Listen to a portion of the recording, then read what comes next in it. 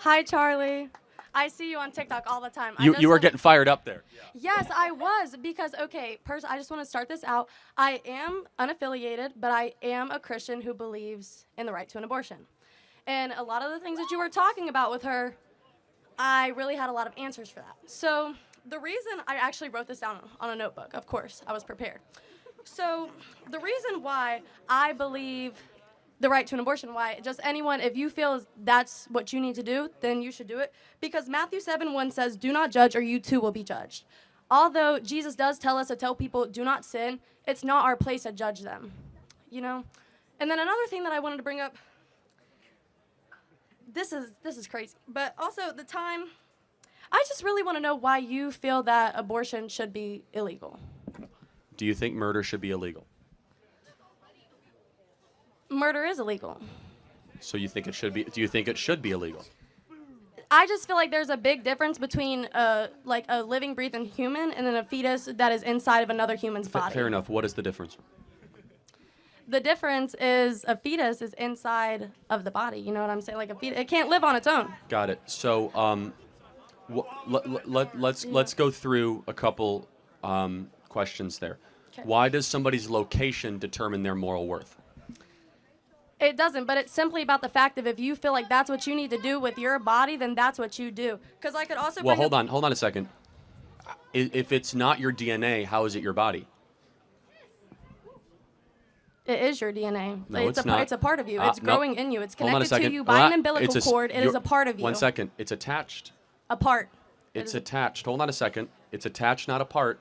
Same thing. No, it's actually not. A part, by definition, means it remains permanent. Oh, okay. Right? Oh, okay. So an attachment is something that is temporary.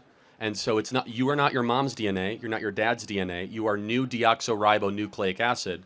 So shouldn't we say that if it's not your DNA, it's not your choice? I mean, you could say that, but I mean, really, I just don't understand how you can use religion to back up your point of. I haven't used it once. She brought up religion. I'm happy to use a non-religious line of questioning. We all agree murder is wrong. Okay. We all agree that it's a human Homo sapien. Do you agree that the death penalty is wrong?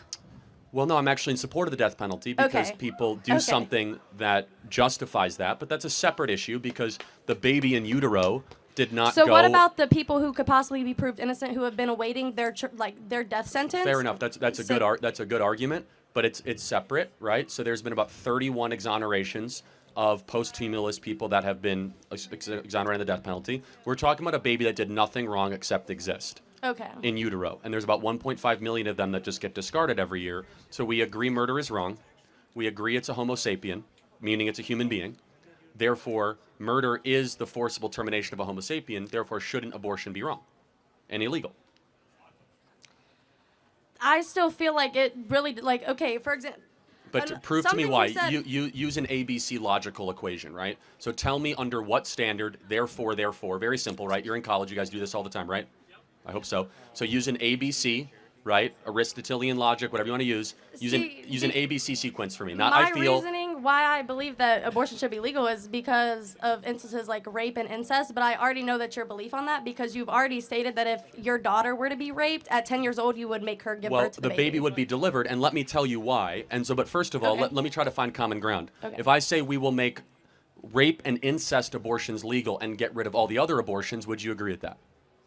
Can you repeat that? I'm so sorry. If I say that we will allow abortions to continue for rape and incest life of the mother, but all other abortions should be illegal, which is 99.4% of the time, can we make those 99% of abortions illegal? Yeah, see, I don't believe that abortion should be used as a form of birth control. So 99% of the time it is. That's all that we're debating in the country right now. So Charlie Kirk's position is a very fringe minority. People are talking about still exceptions, so we should get rid of 99% of abortions. Yes, but at the same time... So you're actually not that pro-choice, actually. But I am, because I feel like there's no way to kind of divide the basis of like what abortion is being used as birth control and what abortion is being used. Oh, it's totally easy, actually. I mean, so you could tell through a DNA test if it's an incest baby. Mm-hmm. You could tell if it's rape because they have to file a police report. And you could tell life of the mother based on an OBGYN analysis. So okay, so then if it's that easy, then why have we not done that? Oh, because the American people don't support it. Because abortion is popularly supported as a form of birth control. That's why.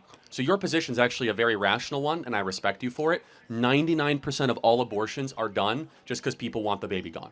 99%. That's not Charlie Kirk's numbers. That's the Guttmacher Institute, which was funded by Planned Parenthood. Okay. So do you like feel as though like people who are victims of rape and incest, do you think that they should be able to get an abortion? So just so we can agree on the 99%, then I'm going to try to win you over on the other percent. Okay. Got it. So we're good on the 99? Get rid of those abortions? Yeah. Okay, cool. Somebody in this audience was conceived in rape. Can you tell me who? Nah. Why? I thought that they're less human. Those words never came out of my mouth. No, I know, but the insinuation of allowing rape for abortion is that they're not as human, therefore they should be murdered.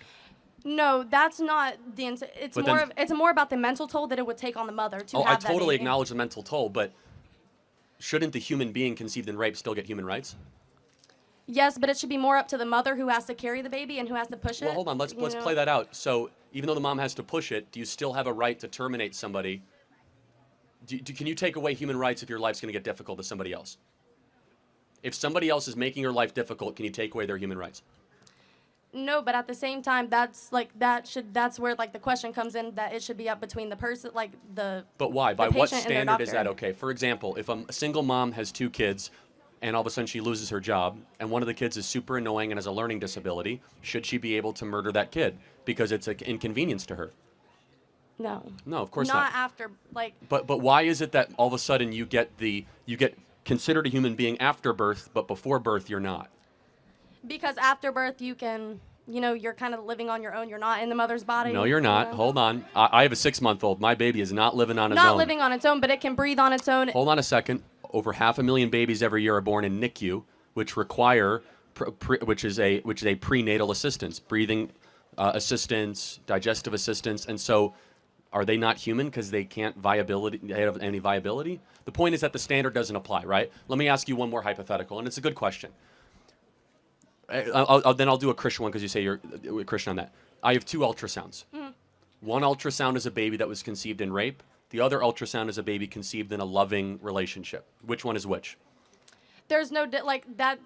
There's like no I've difference. said You're multiple right. times, there's no difference in the physical appearance of it, but the complete difference is the mental toll that it would take on the mother and the person who has to carry the baby for 9 months. Hold on. Let's be clear. There's a mental toll when you have an abortion too. So it's not as if it's a get out of jail card. No, I completely understand that. So it's a tough, difficult, horrible situation. Yeah. But shouldn't we be that the worst outcome after an evil is to just murder the being?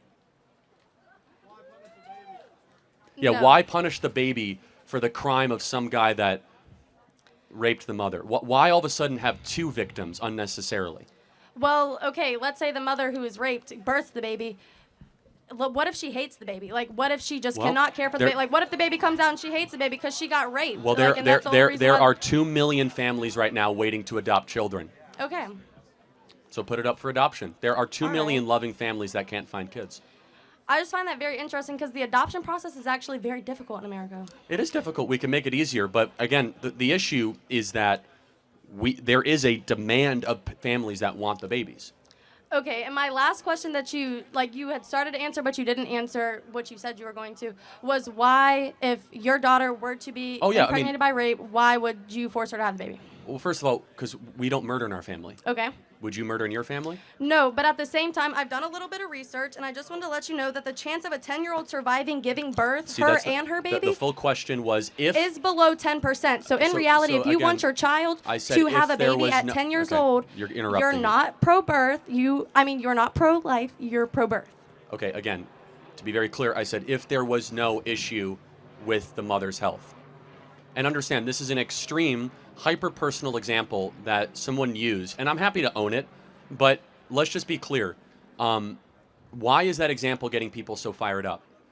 Because it's easy to say that you can murder a baby if it's small and that it's just, quote-unquote, a clump of cells. No, I think that one instance got people so fired up because the age of your daughter and just because of the likelihood that she would survive and the baby would survive. No, my answer was that if there were no medical complications. So you don't even remember the full answer. People get why does the age matter? Tell me why all of a sudden the age of the carrier matters. Because that improves the infant mortality rate. Like No, the older you are, the more likely you are to be able to carry a baby to term. No, I know, but the younger you are, the higher the infant and mother mortality rate goes. I said with no other medical issues though. But why? I'm curious though. Because with age comes medical issues with birth. I said with no other medical issues though. So you have to understand the preface there. I want to understand though. Maybe you can help me understand why the women of America are so enthusiastic about the right to be able to kill preborn babies. What is help me understand. I think it's more of just the ability to be able to do what you feel is necessary Bingo. for your body. I think that's right. It's narcissism. I think you're totally right. It is weaponized medical narcissism. I'm in charge of the world. No, I'm in charge of my body. Not in charge of the world, but of my body. Makes sense. So even though it's not your body and it's a different body in you, I'm the most important thing in the world. And that makes sense because you just connected the dots. We have the most narcissistic female generation in history, and abortion is the culmination in that. Thank you for connecting the dots. Thank you.